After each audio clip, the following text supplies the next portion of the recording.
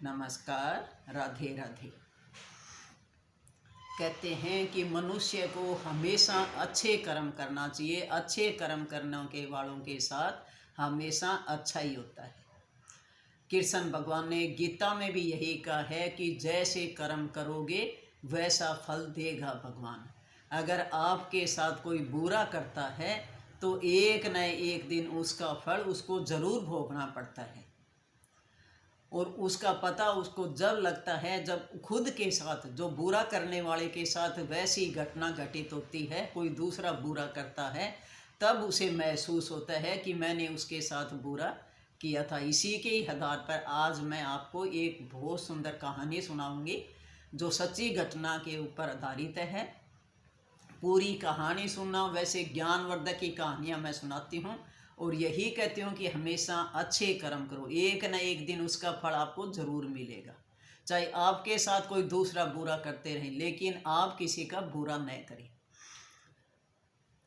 चलो अब कहानी शुरू करते हैं। एक कंपनी में एक विकलांग लड़की थी, काम करती थी, और उसी की कंपनी में एक दूसरा एक सुंदर लड़का था, वो सर्विस करता था। अब धीरे धीरे उस लड़के ने उस लड़की से प्रेम करना शुरू किया और झूठी जो है तसल्ली देता रहा कि मैं तेरे साथ शादी करूँगा, मैं तुम्हें पसंद करता हूँ, और उसके साथ बुरे काम करने भी शुरू कर दिए। काफ़ी समय तक यही चलती रही। अब धीरे धीरे वो कहता रहा कि मैं तेरे साथ शादी करूँगा। लड़की भी खुश थी कि चलो अच्छा है, तेरे साथ ही सर्विस करता है, तेरी भी इसके साथ शादी हो जाएगी। वो भी उसके झांसे में फंस गई। अब धीरे धीरे जब काफ़ी समय बीत गया तो लड़की ने कहा कि अब तो काफ़ी समय हो गया, मेरे साथ शादी कर लो, क्योंकि ऐसे अब तो दिनों दिन उम्र बढ़ती जा रही है, मेरे साथ शादी कर लो। लड़के ने कहा कि थोड़े से दिन और रुक जाओ, उसके बाद घर वालों को खुश करके मैं तुम्हारे साथ शादी कर लूँगा। झूठे उसके साथ वादे करता रहा। और फिर एक दिन उस लड़के ने उस लड़की को जवाब दे दिया कि मेरे घर वालों ने तो मना कर दिया, मैं तुम्हारे साथ शादी नहीं कर सकता। क्योंकि वो तो झूठी तसल्ली देता था, सिर्फ ये सोचता था कि ठीक है, अब इसके साथ तुम कुछ भी करता रहे, और झूठी उसके तसल्ली देता रहा कि तेरे साथ मैं एक दिन शादी कर लूँगा। और लड़की भी उसके जाल में फंस गई। अब लड़की को भी, जब लड़के ने कहा कि मैं शादी नहीं कर सकता, तो लड़की को भी चिंता होने लगी। सारे दिन टेंशन रहती कि अब तेरा क्या होगा, कौन तेरे साथ शादी करेगा। और घर वालों को भी नहीं बता सकती अपने बारे में कोई घटना, उसने घर वालों के साथ भी नहीं बताई, और धीरे धीरे जो है तनाव में रहने लगी। अब लड़के ने क्या किया कि मैं ये करता हूँ कि दूसरी कंपनी बदल लेता हूँ, दूसरी जगह सर्विस करूँगा, तो ये लड़की तेरे को अपने आप भूल जाएगी और तेरे ऊपर न केस कर सकेगी, कुछ भी नहीं करेगी, तेरे को भूल जाएगी। अब उसने उसका नंबर डिलीट कर दिया और दूसरी कंपनी में जाकर सर्विस करने लग गया। उसके बाद जब लड़की कभी फ़ोन करती तो उसने फ़ोन भी स्विच ऑफ कर लिया, और धीरे धीरे जो है लड़की डिप्रेशन में आ गई। सारे दिन तनाव में रहने के कारण डिप्रेशन में आ गई। और एक दिन उसी लड़की ने आत्महत्या कर ली कि तू तो अपने माँ बाप पर भी एक बोझ बन गई, और आत्महत्या कर लेती है।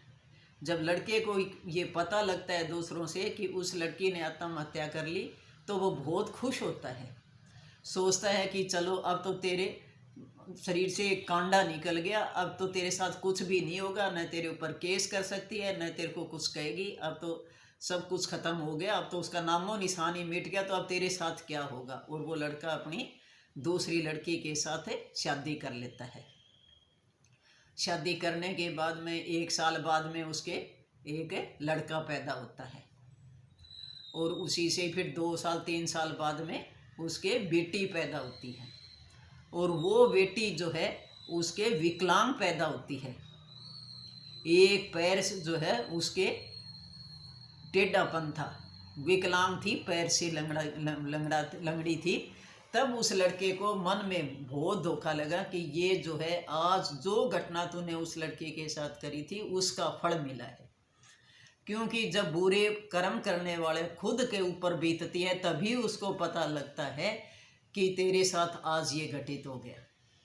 जब उसी के विकलांग लड़की पैदा होगी तो उसके भी यही टेंशन होगी कि कल ने तेरी बेटी के साथ भी कोई ऐसा कर सकता है जैसा मैंने उसे विकलांग लड़की के साथ किया था। भगवान ने आज तुझे सजा दे दी, जो तूने बुरे कर्म किया वही सजा तुझे मिल गई।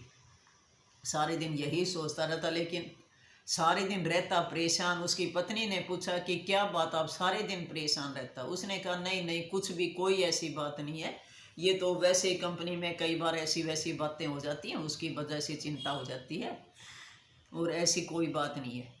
लेकिन वो मन ही मन में फिर भी सारे दिन टेंशन में रहता और सारे दिन अपनी बेटी के बारे में सोचता रहता। और एक दिन वो भी डिप्रेशन में आ जाता है। उसको भी इतनी बड़ी सज़ा मिलती है कि देखो मैंने बुरा कर्म किया तो तेरे को बुरे कर्म की सज़ा मिल गई। तो इसलिए कहते हैं कई बार मनुष्य ये सोचता है कि मैं किसी के साथ बहुत अच्छा व्यवहार करता हूँ, सारे दिन पूजा पाठ करता हूँ, सब कुछ करता हूँ, लेकिन फिर भी मेरे साथ बुरा होता है। ये कई बार ऐसा होता है, कोई पिछले जन्म के कोई हमारे कर्म होते हैं, उसके फल भुगतने पड़ते हैं, लेकिन एक दिन जब वो पूरे हो जाते हैं तो हमें उसका फल जरूर मिलता है।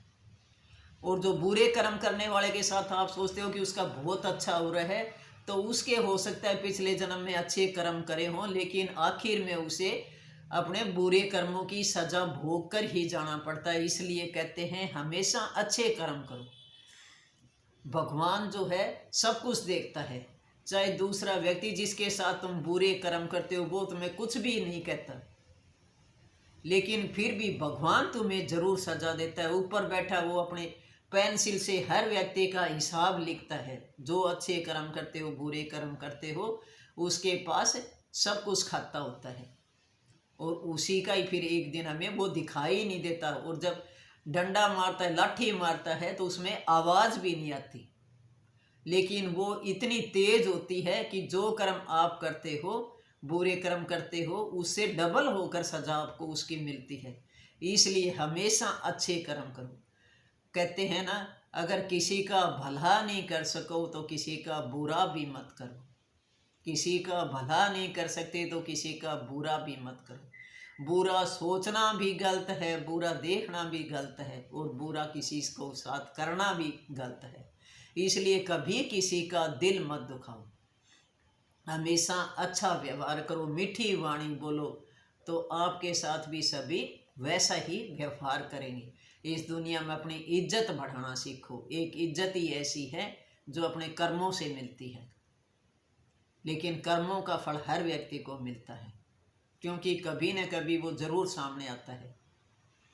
अगर आपको वीडियो पसंद आई हो तो लाइक और सब्सक्राइब ज़रूर करना, और कमेंट करके भी बताना, क्योंकि आजकल तो ऐसी बहुत घटनाएं हो रही हैं। अगर आपने भी कभी देखी हो तो ज़रूर कमेंट करके बताना।